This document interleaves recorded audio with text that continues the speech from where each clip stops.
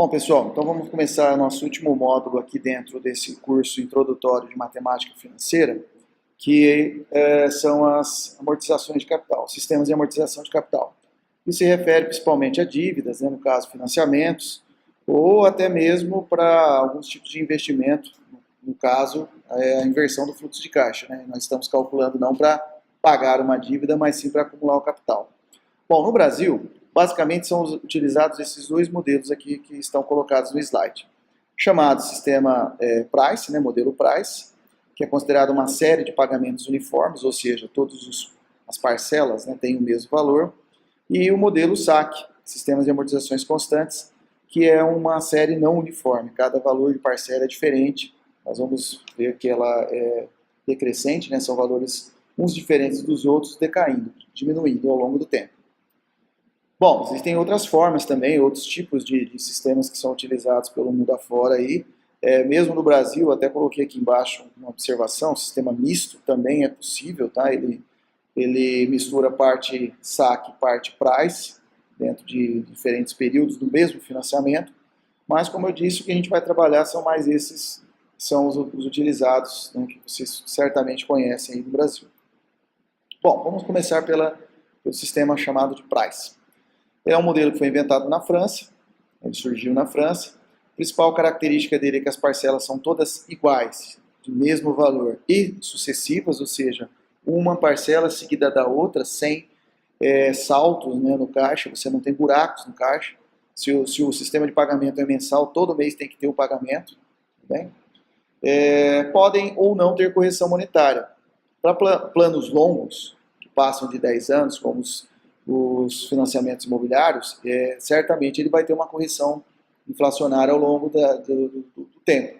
Então, cada parcela vai acabar, apesar de ser calculada com o mesmo valor, vai acabar tendo um valor diferente, porque vai ter uma taxa que vai alterar o valor dela, atualizando ela ao longo do tempo. Na maior parte dos casos, não tem correção monetária. Isso se refere, por exemplo, a financiamentos de automóveis, né, de veículos. Você financia lá em 4 anos, 5 anos, a primeira parcela até a última é o mesmo valor, não tem nenhum tipo de correção. Geralmente as taxas nessas condições já são um pouquinho maiores.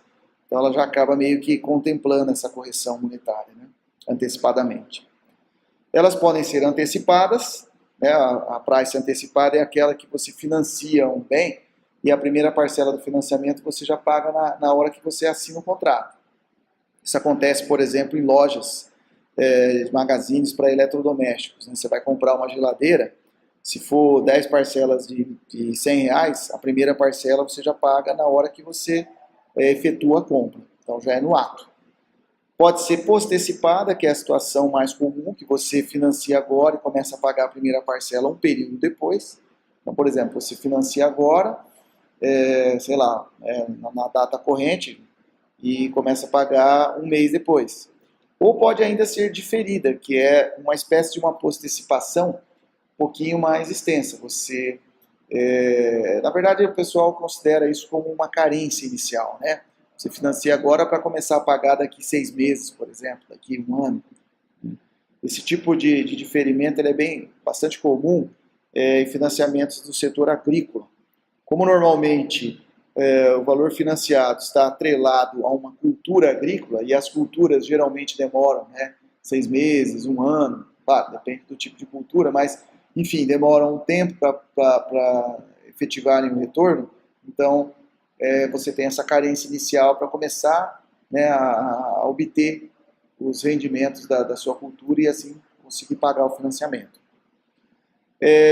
Outra característica é que os juros são decrescentes, os juros sempre vão diminuindo ao longo do tempo, claro, exceto nas diferidas, porque no tempo de diferimento o juro se mantém, né? E as amortizações, que é a liquidação do principal da dívida, vão crescendo ao longo do tempo. Se a parcela é fixa e os juros caem, para ela ficar fixa, a amortização tem que crescer, né? Também exceto nas diferidas. E por último aqui as taxas são constantes. A taxa contratada por financiamento não muda. Você pode ter taxas que incidam sobre a atualização inflacionária da parcela, né? A correção monetária da parcela, do capital financiado, mas não sobre a taxa do financiamento.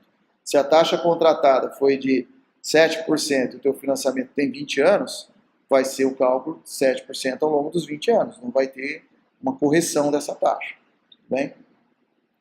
Vamos começar aqui pelo sistema chamado de postecipado, que é o mais comum, né? Que é quando você compra aqui no ponto zero, imagine que o ponto zero seja hoje, e começa a pagar no ponto 1, e depois no 2, no 3 e assim sucessivamente. Então daqui 1 mês, 2 meses, né? Supondo que o teu caixa esteja ao mês, você comprou hoje e começa a pagar no próximo mês. Observe que aqui tem uma outra designação de variável, que eu estou chamando aqui de PMT, abreviação de Payment, que em inglês significa pagamento. Né? Então são as parcelas, não é nem PV nem FV, são valores considerados como parcelas, são valores de pagamentos periódicos. Tudo bem? Essa é uma situação de um caixa postecipado. Adquire o financiamento no mês 0, começa a pagar no mês 1, ou no período 1. As fórmulas utilizadas nesse financiamento, nesse tipo de movimentação financeira, basicamente são essas 4 aqui. Então, essas duas, que envolvem PMT e PV, são as mesmas, porém com a variável isolada trocada. Né? Aqui eu tenho PMT igual a PV, aliás, PV igual a PMT, que multiplica uma expressão. Na de baixo eu tenho PMT igual a PV, multiplicando outra expressão. É a mesma forma. Se você observar, essa expressão aqui entre colchetes é essa, só que com a fração invertida. Né? O numerador dessa fração é o denominador dessa e o denominador o numerador. Então, se troca de posição a parcela com o valor à vista e inverte a fração. Mas é a mesma forma. Então, na de cima, nessa daqui, eu consigo calcular o valor à vista ou o saldo devedor do financiamento, tendo o valor da parcela e a taxa de financiamento e o número de parcelas, que é o N. E na de baixo eu consigo calcular o valor da parcela, tendo o valor à vista, o que eu vou financiar, a taxa de financiamento e N, que é o número de parcelas.